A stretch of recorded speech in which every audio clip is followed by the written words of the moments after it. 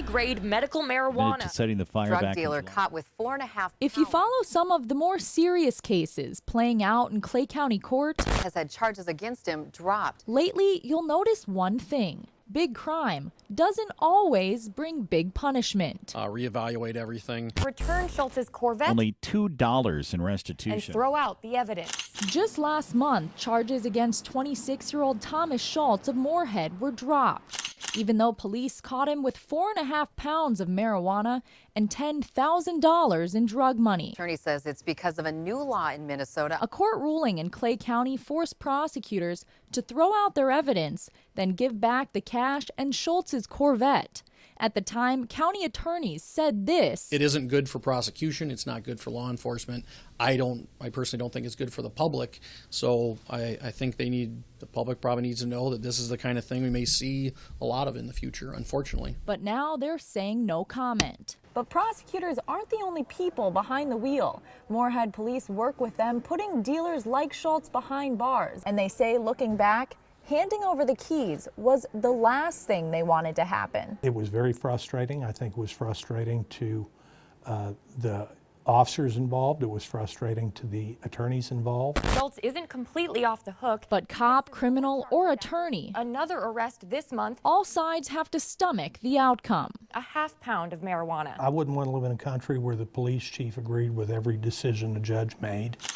I'm glad we got that man's dope, and it was a lot of it. $250,000 $88,000 to the insurance Caused company. a fire at a former. Also in October, a judge ordered Jeffrey Little to pay only $2 in restitution after he admitted to burning down the old Coach's Bar in Moorhead. These are the kind of fires where people tend to get hurt. The judge said she knew Little was liable, but didn't have adequate documentation from prosecutors to prove it.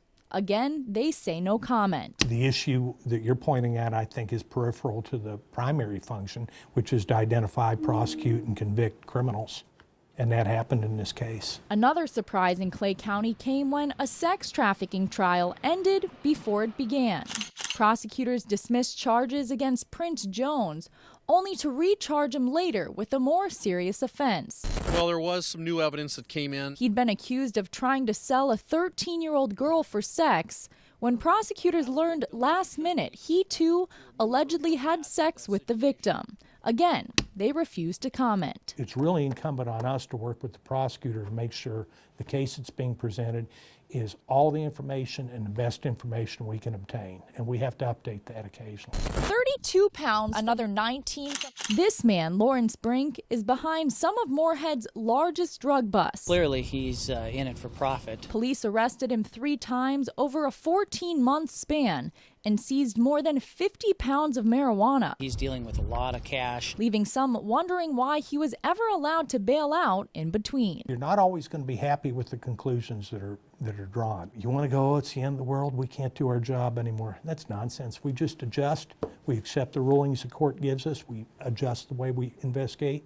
The prosecutors adjust the way they prosecute. When I asked county attorneys if they would talk about this story, they declined. But one time they were vocal was back in August when 2 prosecutors took to Facebook after losing a trial to criticize the jury. Now, these prosecutors, is it possible that they didn't do their job? It's a little bit of an indictment on themselves, really. I'd tell people if they see an anomaly once in a while that makes them go, uh-huh, look at it, scrutinize it. If you have any questions, ask. But we have a good system here. They seek to bring justice to victims, and they do a good job of it. This is as good a system as I've ever worked in. A system like any other, where some say occasionally, and maybe more now than before, the punishment doesn't always fit the crime. Kay Cooley, WDAY 6 News.